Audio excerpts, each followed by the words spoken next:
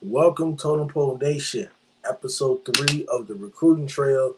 We're going to be talking about the Rutgers Scarlet Knights Basketball 2024 recruiting class. If you need your merch, you go to totempolenation.com.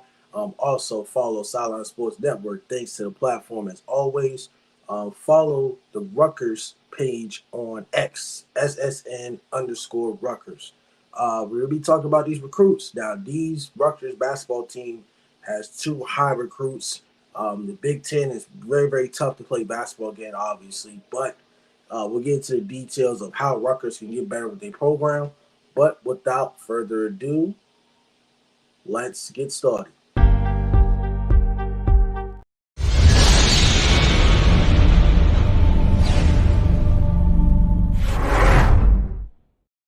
All right, so Rutgers Scarlet Knights basketball. Obviously, this is the basketball recruiting trail, episode 3.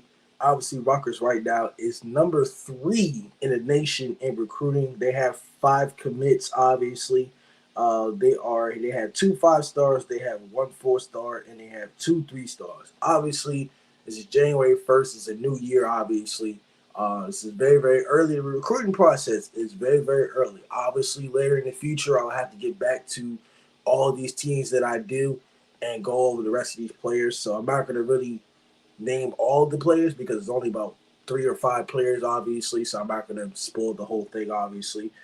So we're going to go ahead and we're going to look at Rutgers. Now, what I like about Rutgers is they got two guys that are very, very important pieces, obviously. So here is a guy that you should watch out for. So the first recruit that we should look at right here, number 1 for Rutgers. Look at this guy right here, Ace Bailey. Yes, Ace Bailey. All right, so Ace Bailey is from Powder Springs, Georgia. All right, he is 6'8", 195 pounds. He signed a letter of intent, but obviously I think he's going to sign, obviously. That is Rutgers' top guys. Obviously, this guy had interest from Georgia Tech, Georgia, Kentucky, and Auburn.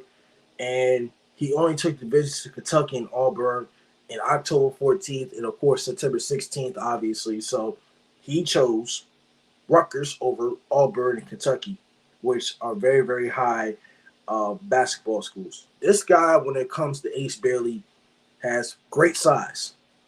He's athletic. He can cover the court. He can play above the rim. He has a lot of physical tools. So most defenders or most coaches, when they look at the film, they technically underestimate. It's easy to underestimate his skill set. He got a good shot stroke, obviously. Very good form, very excellent, and he can really pass the ball. The only thing it is, when it comes to high school and college basketball, you have to build your body a little bit differently. But he'll continue to develop his body, and he will learn how to create his own shot off the dribble against competition. When it comes to this guy, like I said, a small forward, 6'8", 195, got to build up some muscle. But when it comes to Rutgers, getting that type of size and height, especially in the Big Ten, because like I said, it is not very easy in the Big Ten. Big Ten basketball is very, very physical. It's very, very old school. It's very tough. You don't see guys get recruited probably past like 6'7" when it comes to this. Another guy for Rutgers, the second guy that we all need to look out for is this guy right here. And give it to me, baby. Give it to me. Dylan Harper. Dylan Harper is from Ramsey, New Jersey. He's a shooting guard. He committed last month, obviously. 6'6", 210 pounds. So this guy can do a lot of things, obviously. He's from Don Bosco Prep. He chose Rutgers over Duke, Indiana, Auburn, and Georgetown. Over Duke, not very surprised. But it's hard to really start fast or get a starting job when you're at Duke, obviously. So it just comes down to that. When it comes down to this guy, obviously, he's a true combo guard. He's off the ball. He's very aggressive. What he did in the EYBL, He is more of a secondary weapon. Also, if you watch him in USA Basketball, the U19 team, he got good poise. He can understand the game very well, and he's a solid athlete. He's not really dynamic, but he has a wide of weapons that he has no problem taking what defense gives him. Also, his shot is kind of flat. All right, he only shot 34%. In EYBL, obviously, but when he's making threes, opposing defenders are forced to almost pick their position, whether they double team somebody else or they stick with this guy. Like I said, he's a very good, outstanding perimeter rebounder. He averages about 7 rebounds in EYBL. Obviously, he got great size, length, and he is a versatile defender. He could struggle. He does have a tendency to struggle with smaller, quicker guards, but some of the fundamentals away from the ball on the weak side of the floor. But he's like no other guard in the class. He is very, very mature, and I think this guy would be great for Rutgers. So these are the two guys that they really signed. Very, very excellent, obviously. Also, I'm going to get into the rest of the recruits that they have as well. Besides Ace Bailey and Dylan Harper, they're top 2 recruits. The other recruits they have is a power forward at 6'9", 225. Lathan Somerville, which is from Peoria, Illinois. And then they also have Bryce Dortch, small forward, 6'8", 190, from Chestnut Hill, Massachusetts. And then also they have a power forward at 6'7", 205, Dylan Grant from Warren, Michigan, from Michigan Colite, obviously. So those are all their guys. They got 4 guys that signed under content, and they have Dylan Harper, who's a hard commit, obviously. So they're still going to the recruiting process. They're still signed. But like I said, they can pull out at any time. Their head coach of Rutgers is Steve Pickle, obviously. So when it comes to Rutgers and the guys that I just named, we have to look at the roster for Rutgers that they have right now.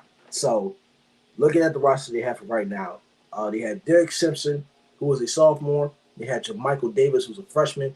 They have Noah Fernandez, who's a fifth-year graduate. They have Mawat Mag. He is a senior. He's from Australia, obviously. They have Andre Hyatt, who's a senior. They have Aiden Terry, who's a senior. Oscar Palmquist, who is a redshirt senior. All these guys are from Sweden. They're from overseas. Gavin Grish is a freshman. Clifford Omaru is a senior from Nigeria. Antoine Woolfolk is a sophomore. Jacob Morales is a sophomore as well. Antonio Choi is a redshirt freshman. Emmanuel Obo is a sophomore. Daniel Veazey is a freshman. Austin Williams is a graduate student. Jeremiah Williams is a redshirt junior. And Zach Hahn is a graduate student. So basically, out of this whole roster, Rutgers has a lot of experience, but they're going to lose a lot of guys. They're going to lose about half this roster. You got about 3 or 4 graduates, and you got about 4 to 5 seniors that I literally just named. So from these guys, they still have a young roster group, but as of right now, obviously when it comes to Rutgers, they have experience, but with those graduate transfers and those seniors, they're definitely going to lose a lot of those guys as they're bringing in younger guys, younger freshmen, obviously, which is, when you bring in new guys, you got to have that chemistry. And it's really hard to also, build that team as well when it comes to this. So as for Rutgers right now, the record is 8-4 in the Big Ten Conference, obviously. They do play Ohio State next game in 2 days. So they're starting conference play. As for Rutgers, I think Rutgers is very, very competitive, obviously. Have they had things go their way the last couple of years? No, I don't really think so. But I think when it comes to Rutgers, I think they'll be okay. We've seen Rutgers surprise stuff with the tournament, especially with Geno Baker. I like Geno Baker, obviously. Obviously, he's not on that team anymore. But Geno Baker's what I really liked for Rutgers back then. They competed in the Big Ten, championships or Big Ten tournament, obviously. At some point in time, I'm not sure when the last time Rutgers made the NCAA tournament. It had to be such a long time ago. So when it comes to Rutgers, I think they will do well. They have size, they have experience, but they will lose all that experience uh, going forward uh, next season as they have a lot of graduate transfers and a lot of seniors. So Rutgers last time they've been to the NCAA tournament was in last year in 2022. Last time they made the Final Four was in 1976. So when it comes to this, Rutgers, they've known for making the tournament, but they have been very, very inconsistent, obviously. So we'll see how this goes. But I think Rutgers will be a very mid team that you should watch out for, a very sleeper team that you should watch out for in the Big Ten when it comes to basketball. But like I said, Rutgers is a very, very tough team, obviously. So, we'll see how they do.